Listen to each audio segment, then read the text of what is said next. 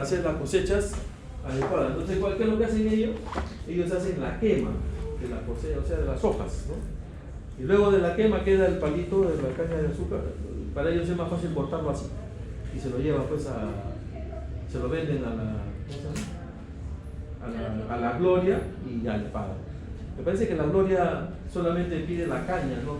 En el peso, no pide hojas, ¿no? Entonces, si tiene hojas, le rechaza. Entonces, la cosa es que al final el campesino, dentro de su interpretación del tema, ¿no? Lo que hace es quemar, ¿no? ¿Qué pasa al quemar las hojas? ¿No? Los roedores que están en la chacra, que son roedores de campo, escapan por el fuego, ¿no? Y se meten en las zonas urbanas que están cerca de la chacra que estamos mencionando, ¿no? ¿Y eso qué produce como consecuencia? Peste. Los roedores tienen su pulguita, ¿no?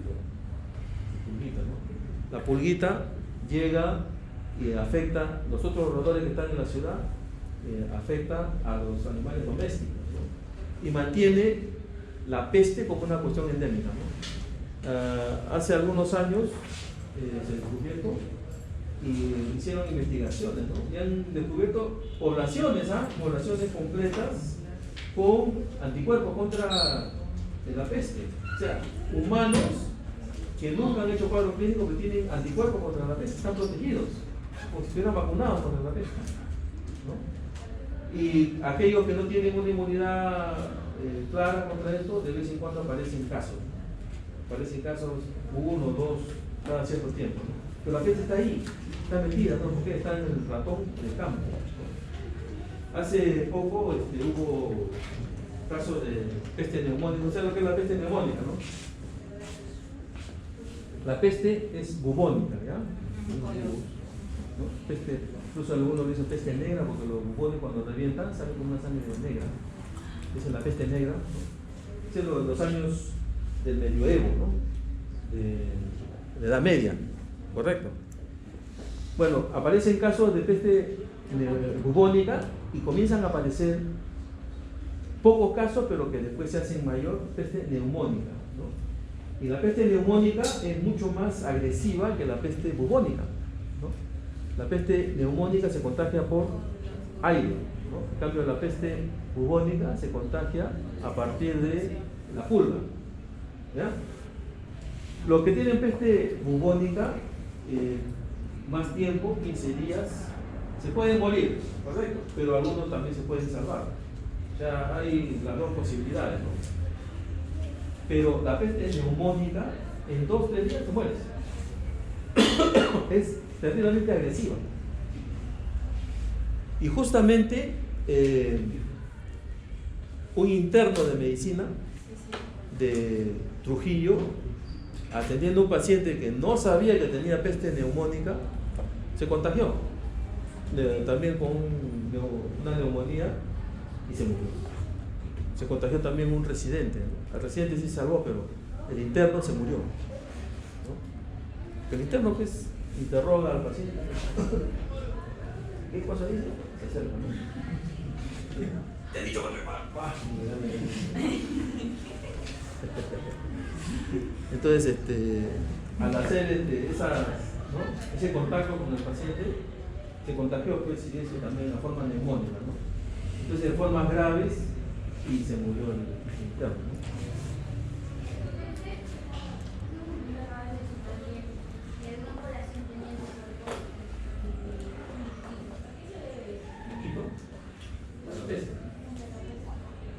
Ya, hay una teoría que estamos trabajando, ¿ya? Pero nos ha faltado todavía información. Hay una pulga que transmite la peste con mayor facilidad que otras pulgas. ¿Cómo se llama? ¿Ah? ¿Cómo se llama esa pulga? ¿Ah? ¿Ah? ¿Cómo se llama esa pulga? ¿Ah? ¿Cómo se llama?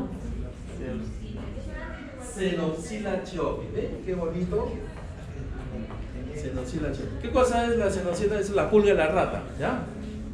Entonces, cuando la pulga de la rata se infecta con peste, el bulbo, o sea, el contacto entre el esófago y el estómago, es una zona donde hay enorme cantidad de Yersinia pestis, que es el organismo que origina la peste, ¿no? Entonces, y eso obstruye el pasaje de sangre del esófago al estómago, ¿no? Entonces, la pulga, muy ávida, con hambre, jala sangre, ¿no? Pero no puede tragar, no puede pasar. Entonces, ¿qué hace? Regurgita. Entonces, al regurgitar, toda la concentración de peste que tiene, la vuelve a transmitir, ¿no? O sea, está picando y ¡pum!, regresa con enorme cantidad de Yersinia. Entonces, el inóculo que recibe la persona es de tal magnitud que al final hace cuadro clínico de peste. ¿Correcto? En cambio, las otras pulgas, por ejemplo, la pulga de perro, ¿cómo se llama?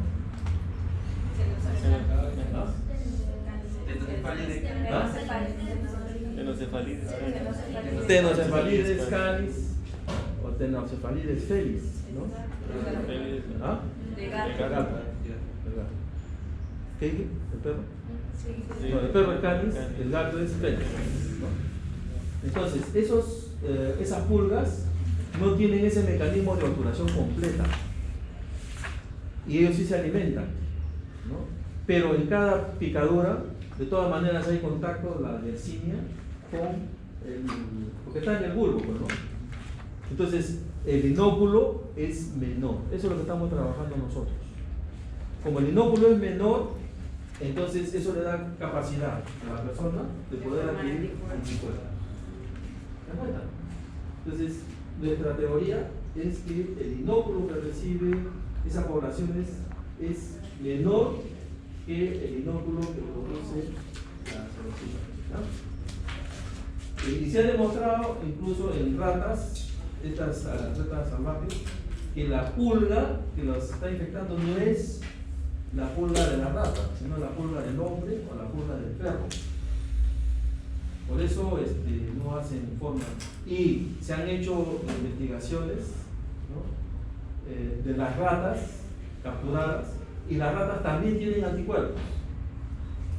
O sea, las ratas sobreviven igual que el hombre con anticuerpos contra la peste, ¿no? No se mueren. Las ratas normalmente, ustedes saben, en los ciclos de peste que había, lo primero que salía a la luz era que había mortalidad enorme de ratas, ¿no? Uno salía a la calle en esas zonas y las ratas que aparecían ahí en el camino, ¿no? Y después aparecían casos de peste en humanos.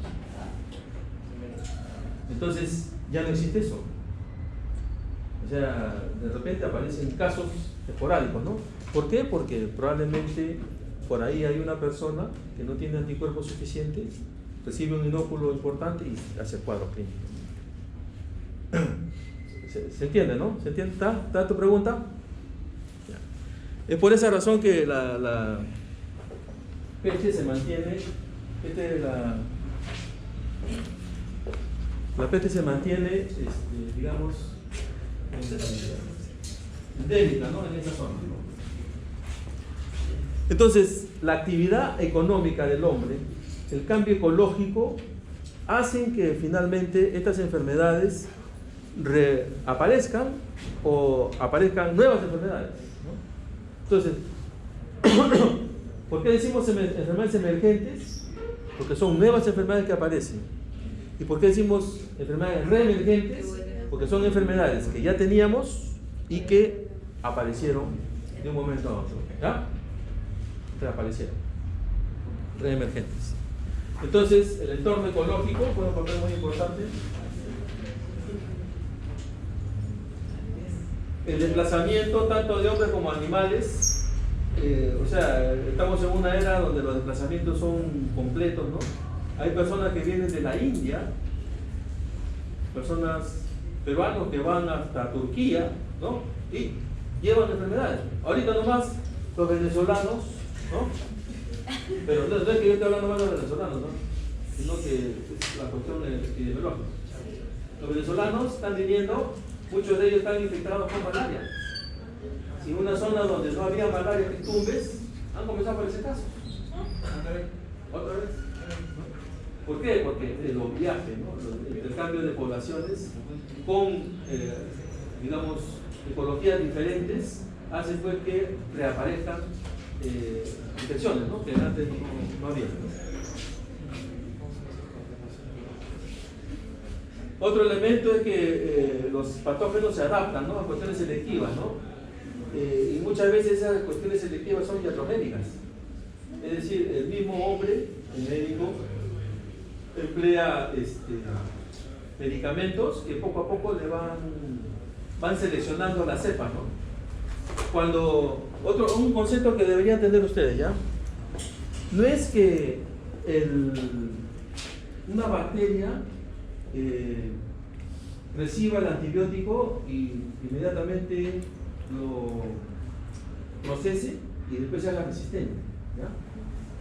Lo que pasa es que las bacterias, como tienen una reproducción enorme, de repente surgen bacterias que son mutantes dentro de ellas mismas, ¿no?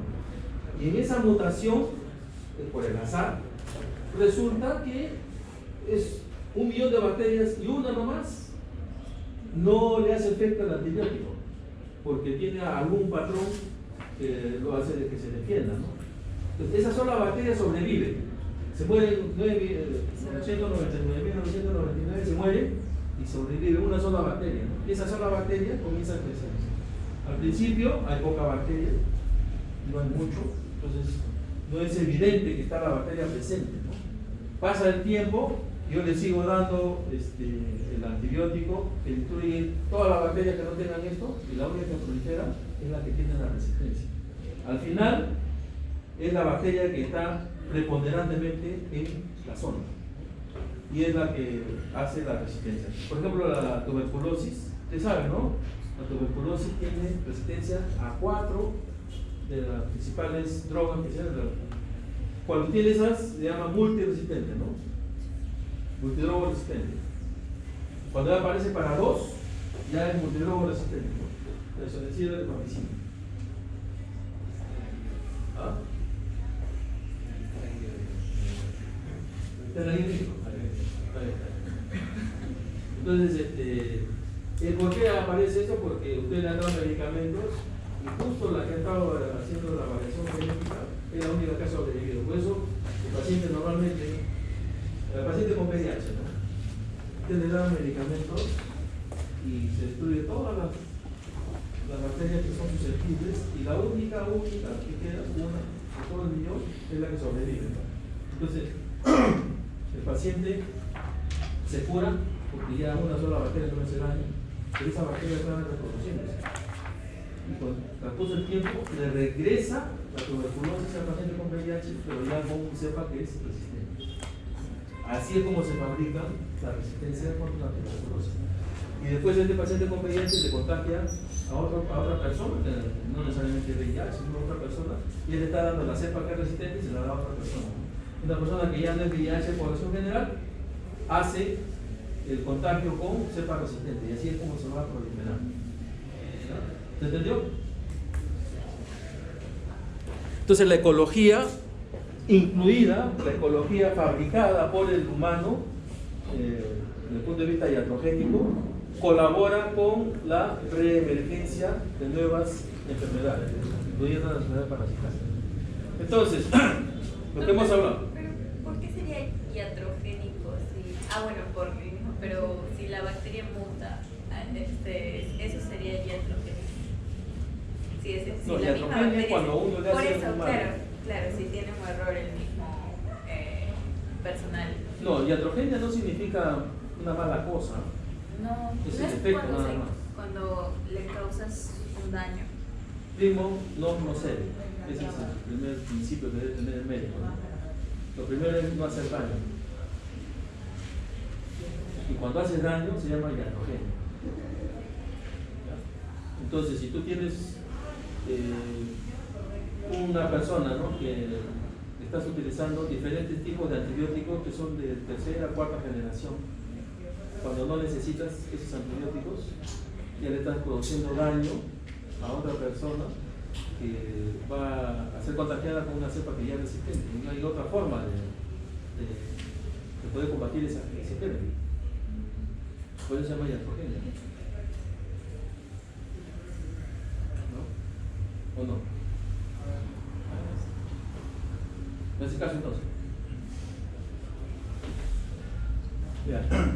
Bueno, decíamos que dentro de las definiciones que habíamos adelantado es que hay enfermedades que son emergentes, es decir, son aquellas que describen por primera vez, ¿no?, en una zona determinada, y infecciones reemergentes son aquellas que ya han estado en una determinada zona, pero que reaparecen, ¿no? Por ejemplo, una enfermedad reemergente en nuestro país es el dengue. El dengue es reemergente. ¿Por qué? Porque el dengue ya estaba en el país y nosotros podemos recolectar información desde 1807, 1820, 14, 20, que habían brotes de enfermedades. En esa época no dijeron que hay un brote de dengue, porque en esa época no se sabía que la enfermedad se llamaba dengue, no se sabía. Pero en la referencia que hacen, ¿cuál es el cuadro clínico que produce? ¿Cómo lo produce? Uno saca en conclusión que lo que ese brote fue era dengue, ¿no? Y así uno puede ir recolectando información de la historia y uno ve que ya existía dengue en el Perú antes de 1900, ¿no? Y que en 1920 se logró controlar el Aedes aegypti y en 1954 se erradicó no había Aedes aegypti en el país, se erradicó completamente, ¿no? Hasta que en el 84 alguien descubrió en Iquitos que mira, no hay Aedes. Ahí se enteran que se había reintroducido. Pero el dengue ya existía. Igual, la fiebre amarilla urbana, si volviera a aparecer, igual sería una reintroducción, porque en esos años también había fiebre amarilla urbana, ¿no? Es decir, epidemia de fiebre amarilla, quieren identificar así, fiebre amarilla, se ve en la literatura, dice fiebre amarilla en Lima 1860.